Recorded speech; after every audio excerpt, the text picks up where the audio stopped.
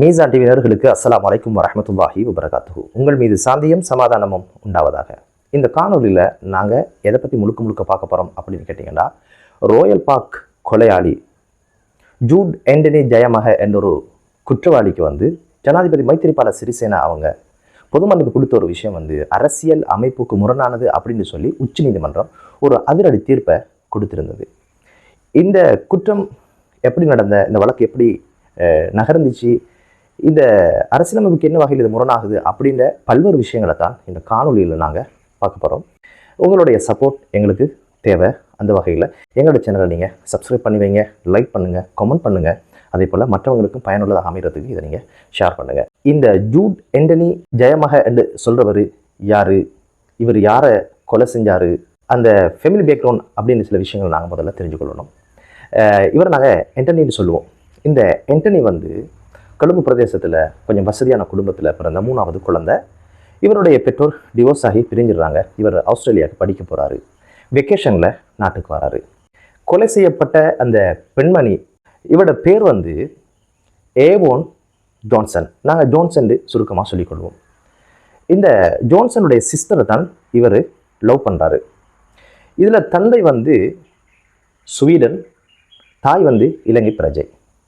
என்னதான் இருந்தாலும் இவங்களுக்கு வெளிநாட்டு பிரஜா உரிமை இருக்கிறதுனால நான் ஒரு வெளிநாட்டவர் என்றே நான் சொல்லிக்கொள்வோம்.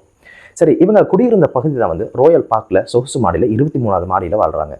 இந்த சந்தர்ப்பத்தில் வெக்கேஷனில் வந்த ஜான்சன் சிஸ்டருடைய காதலன் அவங்க எல்லாரும் வெளியே எங்கேயோ பயணம் கிளம்பும் போது இவன் துணைக்கு போகிறதாக இருக்குது. அந்த நாள் இவங்க 3 பேரும் என்ன செய்கிறாங்கன்னா, ஒரு விடுதியில் ஒரு களியாட்டத்தில் பங்கு கொள்றதுக்காக 3 பேரும் போகிறாங்க. ஒரு வாகனத்தில் போய் பல இடங்களில் இவங்க சுற்றி திரிஞ்சு நிறைய இடங்களில் குடிக்கிறது பதிவு செய்யப்படுது. நிறைய குடிச்சிருக்கிறாங்க. ஒரு 11:30 மணி அளவில் இவருடைய காதலி அவருக்கு தெரிஞ்ச ஃப்ரெண்ட்ஸுக்கு கையசைச்சதுனால ரொம்ப கோவப்பட்ட இந்த வாய்த்தக்கம் தகராறில் ஈடுபட்டிருக்கிறார் ஆண்டனி. இதை பார்த்துருந்த சிஸ்டர், பப்ளிக் பிளேஸில் இப்படியா நீங்கள் இப்படி நடந்து கொள்வீங்க அப்படின்ற ஒரு விஷயத்தை அவங்களோட ஆர்கியூமெண்ட்டுக்கு முன்வைக்கிறார். இருந்தாலும் ஏற்கனவே இந்த ஆண்டனியை பற்றி ஒரு பிழையான பிம்பங்கள் இவருக்குள்ளே இருக்குது. ஜான்சனுக்குள்ளே தன்னோட சிஸ்டருக்கு அறிவுரையெல்லாம் சொல்லியிருக்கிறார். இது நல்ல ஒரு உறவு இல்லை அப்படின்ற மாதிரி அது அவருக்கும் தெரியும். இப்படி ஒரு பிரச்சனை நடந்ததோட இடையில வாகனத்தை ஜான்சன்ட்ட கொடுத்துட்டு இந்த காதலியும் கிளம்பி வராங்க வீட்டுக்கு.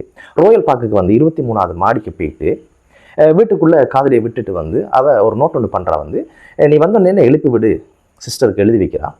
வச்சுட்டு அவள் தூங்க போயிட்டா. இவர் டென்ஷனில் அப்படியே உட்காந்து சோஃபாவில் கொஞ்சம் ரெஸ்ட் எடுக்கிறாரு. ஒரு சிகரெட் பற்றினதாக கூட சொல்கிறாங்க. கொஞ்சம் நேரத்துக்கு பிறகு அப்படியே ரெஸ்ட் எடுத்துகிட்டு இவர் ரெடியாகி வெளியே வரத்துக்கு ஆரம்பிக்கிறாரு. வெளியே வரும்பொழுது சுமாராக நான் நினைக்கிறேன் ஒரு 2 மணி இருக்கும். இப்போ ஜான்சன் கீழே இருந்து லிஃப்ட்டில் 23வது மாடிக்கு சேர்றா. இவரும் லிஃப்ட் வாசலில் வெயிட் பண்ணுறாரு கீழே போகிறதுக்கு. வெளியே வந்தோடனே அங்கே ஒரு வாக்குவாதம் ஆரம்பிக்குது. இவர் சொல்கிறா, என் சிஸ்டர் வாழ்க்கையை பாழாக்கி போட்டியே அப்படின்ட்டு சொல்லி இவர் கத்த ஆரம்பிக்கிறார். இருந்த ஆத்திரத்தில் இந்த ஒரு வார்த்தையை கேட்டு அவனுக்கு தாங்க முடியலை. ஆண்டனி என்ன செய்கிறாரு, அடிக்க ஆரம்பிக்கிறாரு. அதில் சுதாகரித்து கொண்டு இந்த ஜான்சன் படியால் கீழே ஓட ஆரம்பிக்கா. அவன் 23வது மாடி படியிலேருந்து இறங்கி 20வது மாடி படி வரக்குள்ள அவர் தலைமுடியை பிடிச்சோடனே ஆண்டனி இழுத்து எல்லா பக்கமும் அடிக்க ஆரம்பிக்கிறாரு. தலையை முடியை பிடிச்சி அந்த படியில் சுவத்தில் அங்கே இங்கே ரத்த வாறு அடித்து அப்படியே கீழே போட்டு அதுக்கு மேலே ஒரு பெண்டு கூட பார்க்காம ட்ரௌசரை கலட்டி அதோடைய கால் பகுதியால் கழுத்தை நெசுக்கி அப்படியே உருட்டி விட்றாரு. 20ஆம் மாடிலேருந்து 19ஆம் மாடி வரைக்கும். 19ஆம் மாடிக்கு வந்தது பிறகு இது பார்க்குறாரு என்ன நடப்புன்னு சொல்லி அவங்களோட உயிர் பிரிஞ்சதாக இருக்குது. மருத்துவ அறிக்கை சொல்லுது, இவரோட தலையில் ஏற்பட்ட காயங்கள் இருக்கு இல்லையா, அது 64 இடங்களில் டேமேஜ் ஆகிருக்குது அப்படின்னு சொல்லி மருத்துவ அறிக்கை சொல்லியிருக்குது. இதுக்கப்புறம் உடனே இவர் என்ன செஞ்சார், அவர் ஃப்ரெண்டுக்கு கால் பண்ணி அவர் வீட்டுக்கு போய்த்துறாரு. அங்கே எந்த தடயங்களும் இல்லாத மாதிரி, எந்த சாட்சிகளும் இல்லாத மாதிரி அவர் போயிட்டார். தங்கச்சி பார்க்குறா, இன்னும் ஏன் வரல அப்படின்னு சொல்லி தேட ஆரம்பித்தா மரண செய்தி தான் அவளுக்கு கிடைச்சது. உடனடியாக அந்த விஷயம் வழக்கு விசாரணை கோர்ட்ஸுக்கு போகுது. கோர்ட்ஸுக்கு போனால் இந்த கேஸில் சொலிசிட்டர் ஜெனரல் சட்டம் அதிபர் தரப்பால் ஜயந்த ஜெயசூரிய என்று சொல்லுகிற ஒரு சொலிசிட்டர் ஜெனரல் இதில் ஆஜராகிறாரு சட்டமா அதிபர் சார்பாக. இந்த கேஸ் கொழும்பு மேல் நீதிமன்றத்தில் வழக்கு பதிவு செய்யப்பட்டு நடந்துட்டு போகுது. இதில் இருக்கிற சிக்கல் என்னன்னு கேட்டீங்கன்னா, கண்கண்ட சாட்சிகள் எதுவுமே கிடையாது. ஆனால் விஞ்ஞான ரீதியாக தடயங்கள் இருக்குது. அதில் இருக்கிற DNA இரத்த மாதிரிகளை செக் பண்ணி பார்த்தா அது ஜோன்சன்டதும், அங்கே இருக்கின்ற கைரேகைகள் வந்து என்டர்னேடாகவும் பதிவு செய்யப்படுது. இதை வச்சு அந்த வழக்கு பல்வேறு சாட்சிகளோட இது பயணிக்குது. இப்படி பயணிக்கின்ற பொழுதோ இதுக்கான தீர்ப்பு 2012ஆம் ஆண்டு வருது. எப்படின்னு கேட்டால், இது திட்டமிட்ட ஒரு கொலை கிடையாது, இது வந்து எதர்ச்சியாக நடந்த ஒரு விஷயம். எனவே இவருக்கு 12 ஆண்டுகள் கடுமை சிறை தண்டனை அப்படின்ற ஒரு விஷயம் தீர்ப்பு வழங்குது. இந்த தீர்ப்பை திருப்திகரம் இல்லைன்னு நினைத்ததுனால சட்டம் அதிபர் திணைக்களத்தின் சொலிசிட்டர் ஜெனரல் ஜெயசூர்யா அவங்க வந்து முறைப்பாட்டு மேல் நீதிமன்றத்தில் ஒரு மனு தாக்கலை செய்கிறாரு. அதே மாதிரி குற்றவாளியும் ஒரு மனு தாக்கலை செய்கிறாங்க, இது தண்டனை அதிகபட்சம் அப்படின்னு சொல்லி. அதை விசாரித்தவங்க அதை தள்ளுபடி செய்கிறாங்க. இந்த சொலிசிட்டர் ஜெனரல் முன்வைத்த இந்த மனுவை வந்து விசாரணைக்கு எடுத்து இதை வந்து மரண தண்டனையாக அங்க தீர்ப்பு சொல்லப்படுது. அதுக்கு பிறகு இது ஏதாவது ஒன்று செய்யலாமே என்று சொல்லி ஆண்டனியோடைய வழக்கறிஞர் உச்சநீதிமன்றத்துக்கு போறாரு. அங்கு போய் விசாரணை நடந்ததுனால அந்த மரண தண்டனை உறுதி செய்யப்படுது. தொடர்ந்து இவர் வந்து சிறைக்கு செல்றதாகத்தான் இருந்தது. இப்படி இருக்கிற சந்தர்ப்பத்தில் தான் மைத்திரிபால சிறிசேனா அவங்க 2016ஆம் ஆண்டு வந்து அவருடைய பொது மன்னிப்பின் கீழ் அவருக்கு வந்து மரண தண்டையை ஆயுள் தண்டனையாக மாத்துறாரு. அதுக்கு பிறகு 2019ஆம் ஆண்டுல வந்து இந்த ஆயுள் கைதியாக இருக்கிறவரை பொது மன்னிப்புல விடுதலை செய்கிறாரு மைத்திரிபால சிறிசேனா. உடனடியாக பாதிக்கப்பட்ட குடும்பம், அதே மாதிரி பெண்கள் ஊடக அமைப்பு என்று சொல்லுகின்ற ஒரு அமைப்பு, இது அரசியல் சாசனத்துக்கு முரணான ஒரு மன்னிப்பாக இருக்குது அப்படின்னு சொல்லி உச்ச நீதிமன்றத்தில் அவங்க ஒரு வழக்கு தாக்கல் செய்கிறாங்க. அதனுடைய ரிசல்ட் தான் சென்ற சில தினங்களுக்கு முன்னால் வந்திருக்குது. மீண்டும் அவர் ஜெயிலுக்கு போகிற ஒரு சிச்சுவேஷன் ஏற்பட்டிருக்குது. இதில் நாங்கள் பார்க்க வேண்டிய இன்னொரு விஷயம் என்னன்னு கேட்டால், இப்படி பொது மன்னிப்பு வழங்கினதில் என்னதான் பிரச்சனை, அது ஏன் முரணாக போகுது, ஏன் முரணாக செஞ்சு கொண்டாங்க, ஏன்னா ஒரு ஜனாதிபதி அப்படின்னு ஒரு கேள்வி இருக்கும் இல்லையா. அவருக்கு எவ்வளோ அட்வைசர்கள் இருக்கிறாங்க இல்லையா. இது எதனால் அது நடக்குது, சட்டத்துக்குள்ளே ஏன் ஒரு சாதாரண மனிதர் செஞ்சு கொண்டா தெரியாமல் செஞ்சுன்னு சொல்லலாம். அது மட்டும் இல்லை, மைத்திரிபால சிறிசேனைக்கு 10 லட்சம் நட்டையீடு கொடுக்கணும் அந்த குடும்பத்துக்கு அப்படின்னு ஒரு சட்டமும் வந்திருக்குது. இந்த மைத்திரிபால சிறிசேனையை பொறுத்தவரையில் 10 லட்சம் வெறும் தூசாக இருக்கும்னு நினைக்கிறேன். ஏன்னா பெரிய அளவில் வசதி படிச்சவங்க இல்லையா. சரி, அது ஒரு பக்கம் இருக்கட்டும்.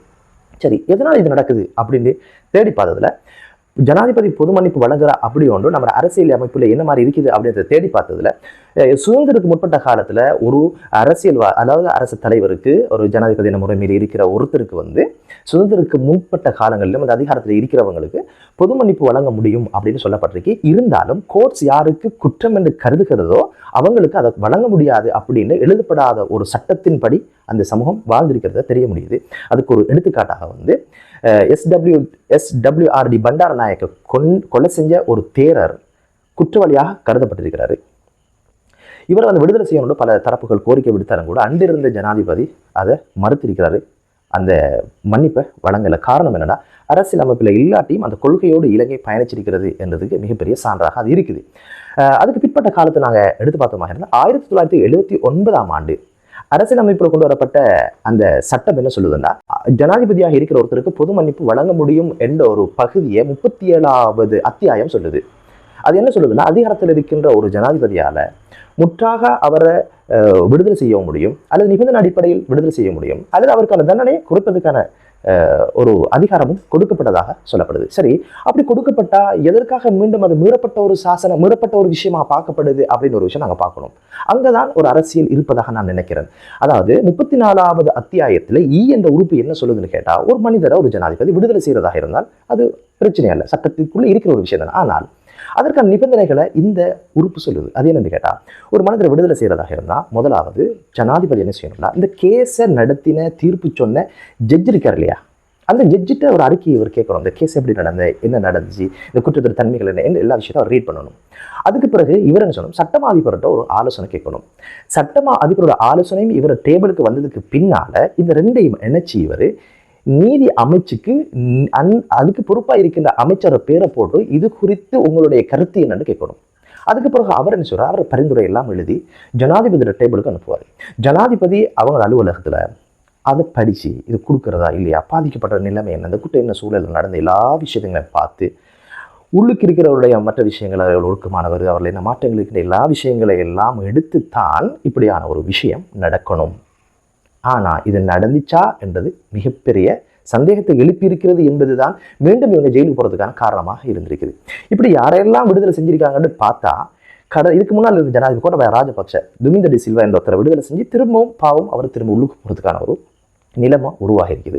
இப்படி பார்க்கல உள்ளுக்கே தொடர்ந்து இருந்தால் ஒரு மன வலிமை, அதுக்காக அவங்க அதுக்குள்ளே வாழ பழகிக்குவாங்க இல்லையா. வெளியே வந்து ஆசையோட சுதந்திரமாக இருந்து மீண்டும் ஒரு வழக்கினூடாக திரும்ப உள்ளுக்கு போகிறதுன்றது ரொம்ப கஷ்டமான விஷயம் இல்லையா. இதுவும் ஒரு வகையான தண்டனை தான் அப்படின்னு ஒரு விஷயத்தை நமக்கு பார்க்க முடியுது. சரி, அதுக்கு முன்னாடி ஜே.ஆர். ஜெயவர்தனை அவங்க என்ன செஞ்சுருக்காங்கன்னா, ஜேவிபியினுடைய தலைவர் 1971 கலவரத்துக்கு காரணமாக இருந்தார் அப்படின்னு சொல்லி ரோஹண விஜய வீரைய பொது மன்னிப்பில் அவர் விடுதலை செஞ்சிருந்தார்.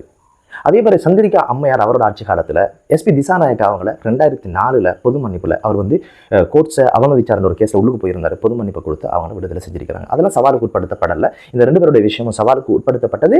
இன்னைக்கு வந்து ஒரு ஜனநாயக நாடு, அதே மாதிரி ஓரளவு நீதித்துறை சுயாதீனமாக இருக்கிறது ஒரு அகமகிழ்வு இருக்குது. அதே நேரம் வந்து இதில் நம்ம பார்க்க வேண்டிய ஒரு விஷயம் தான் வந்து குற்றங்கள்ன்றது ஏதோ ஒரு வகையில் கடவுளுடைய தண்டனை இருக்குது அப்படின்ற ஒரு விஷயம் நமக்கு புரிய முடியுது. எனக்கு அதுக்கான தண்டனையை வாங்குறவங்க வாங்கித்தான் ஆகணும், அது யாராலும் எதுவும் செய்ய முடியாது என்பதும் நீதித்துறை சுயாதீனமாக இருக்குது ஓரளவு அப்படின்ற ஒரு ஆறுதலும் இருக்குது. காரணம் என்ன அப்படின்னு கேட்டிங்களா, குர்ஆன்ல அல்லாஹ் சொல்றான், வலவுலா தஃபுல்லாஹி நாஸ பஅலஹும் பிபஅல் லஃபஸதத்தில் அர்த். சில மனிதர்களை வச்சு சில மனிதர்கள் அல்லாஹ் தட்டுவான், தடுப்பான். அப்படி அந்த ஒரு விஷயம் பொறிமுறை நடக்க இல்லைன்னா, மனிதர்கள் வச்சு மனிதர்கள் தடுக்கிறேன்னா சில நேரங்களில் அளவுக்கு அதிகமான குற்றச்செயல் செய்கிறவங்க, நான் தான் எல்லாமே, அதிகாரம், ஆணவம் அப்படின்னு சொல்லி மக்கள் பாதிக்கப்படலாம். இவங்களை தடுக்கிறதுக்கான சில மனிதர்களை அல்லாஹ் உருவாக்கி வச்சிருக்கிறதா சொல்றான். அந்த ஒரு பொறிமுறை தான் நீதித்துறைன்னு நான் நினைக்கிறேன். அந்த ஆயத்துடைய தஃப்சீர் உலமாக்கள் சொல்லுகிற கருத்தும் அதுவும் ஒன்று. எனவே இந்த பொறிமுறை இல்லைன்னா லஃபஸதத்தில் அர்த், பூமி ஃபசாதாகி போகும் அப்படின்னு சொல்லி குர்ஆன் சொல்லுது. எனவே நீதித்துறை என்பது நம்மளோட உயிருக்கு நிகரானது. அது சுயாதீனமாக இருக்கணும். எந்த அதிகாரத்தினாலும் அது மட்டுப்படுத்தப்படக்கூடாது. அதனோடு போட்டி போடுகின்ற அதிகாரங்கள் வரக்கூடாது என்பதுதான் உண்மை. எனவே பல இடங்களில் நிறைவேற்ற அதிகாரங்களோட முறைமை மாற்றப்படணும் என்று சொல்லிக் கொண்டிருக்கிற நேரத்தில் அது மாற்றப்பட்டதாக இன்னும் இல்லை. இப்படியான அதிகார துஷ்பிரயோகங்கள் நடக்கிறது. நீதித்துறைக்கு ஒரு ஆரோக்கியம் இல்லை. எனவே நீதித்துறை ஆரோக்கியம் இல்லை என்றால் மக்களுக்கு அது ஆரோக்கியம் இல்லை. பாதிக்கப்பட்டவனாக இருப்பான் என்ற ஒரு ஆதங்கம் எல்லாருக்குள்ளே இருக்கும். எனவே இது போன்ற பயனுள்ள காணொளிகள் உங்களுக்கு கிடைக்கும் போது இதை நீங்கள் மக்களுக்கு ஷேர் பண்ணுங்கள். அதே போல் உங்களுடைய கமெண்ட்ஸ் இதில் பதிவு செய்யுங்க. மைத்திரிபால சிறிசேன செஞ்சது சரியா பிழையா அப்படின்ற ஒரு விஷயம் பற்றி நீங்களும் உங்களோட கருத்தை சொல்லுங்கள். மற்றும் ஒரு காணொலியில் உங்கள் அனைவரும் சந்திக்க வரை விடைபெறுகிறேன். அஸ்ஸலாமு அலைக்கும் வரஹ்மத்துல்லாஹி வபரகாத்துஹு.